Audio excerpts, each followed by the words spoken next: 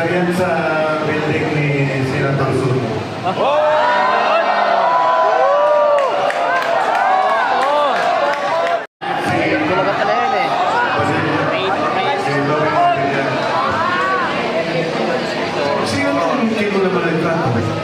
yun sir. Kasi yung advance ako dyan, bali, pinipicturean ko, sinisin ko sa Viber group namin para ma-inform ko ba ng order. Next.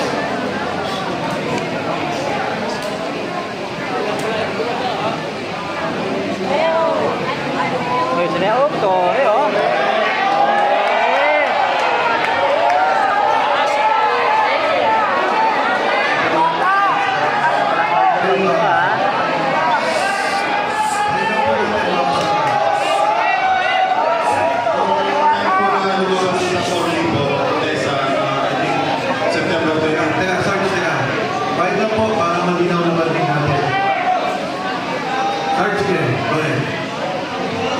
Ito po yung time na yung lumabas na po si Tapo Licudesa, September 20, 2025. Inumpisahan na kaming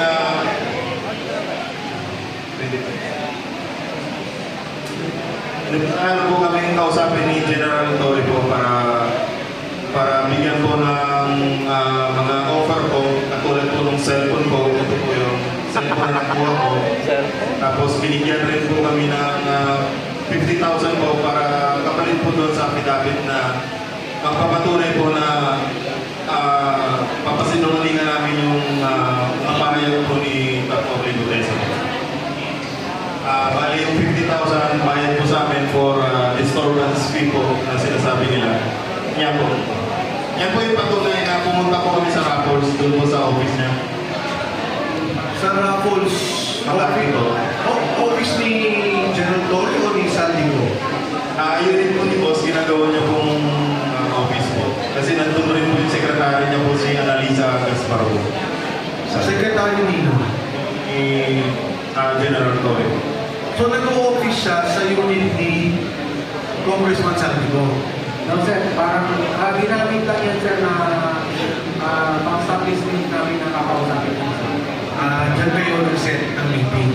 Yung time na signal, sir, hindi rin namin alam kasi nakakala namin sila pa ni dating speaker kasi po Sandy.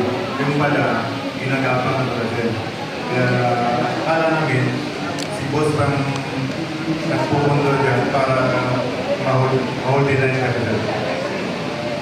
Para hindi kayo lumabas. Opo. Sino tumama dito? Yung dito po yung naka-gray po, si kasamahan po namin, si Tapo Malaki po, retired RE, si General Torre po, si Tapo Pian, si Sarge Master Polidario, si Tapo Papiluna, at saka ito po yung ulo po, si Tapo Lundante po. Kasama rin dyan po. Actually sir, marami kami dyan. Mga 15 kami sir na pinapirma po ng NDA po, non-disclosure agreement at saka yung affidavit po na papatunay na papasinungalingan po namin yung sinasabi ni Tapo. So nagkaroon kayo ng isa lang na affidavit para sabihin nagsisinungaling si Orly Gudesa. Individual. Kaya nga, individual affidavit, pero yung affidavit, ang sinasabi lang, nagsisinungaling si Orly Gudesa. Tama? Apo sir. Tama po sir, tama. Okay. Matanong ko lang, bakit ang posing nyo nakaganyan? Yung time na pinakama niya si state ng boxing. Kaya ganyan ang posing nyo. Yes sir. Next.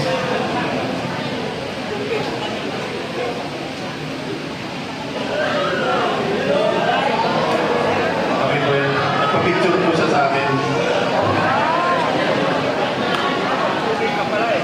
So, makatuwid, napapirma naman yung 15. Diba? Napapirma. Ang ginawa kasi namin nun sir, nag-usap kami labing. Hindi kami pumirma ng time na yan sir. Ang bali at ginawa nila sir, by batch na kami. Pero napapirma pa rin kami sir. Mapirma. Yes, sir. Ano pa ang pinangako sa inyo dyan? Trabaho po. Yun po. Gagawa niyo po siya ng security agency. Tapos, yun po. Kapalit po ng mga cellphone at saka yung mga hindi na po kami lalabas. Mabuti.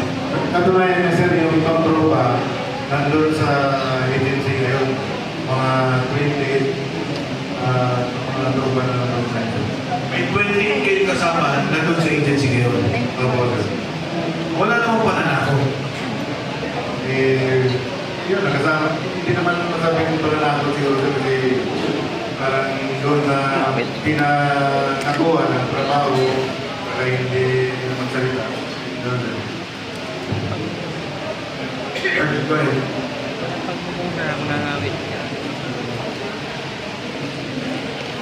Sir, karagdagan po doon sir sa sabi ng info ni Sir Stopper sir galing doon sa cellphone.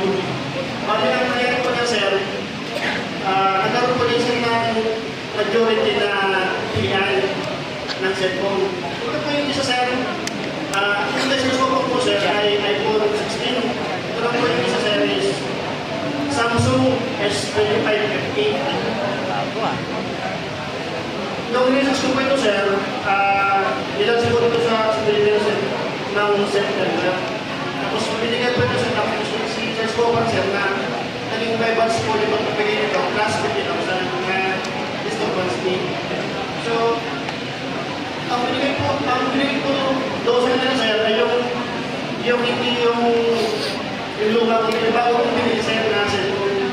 Kaya napalitan po ng yung sa kanila.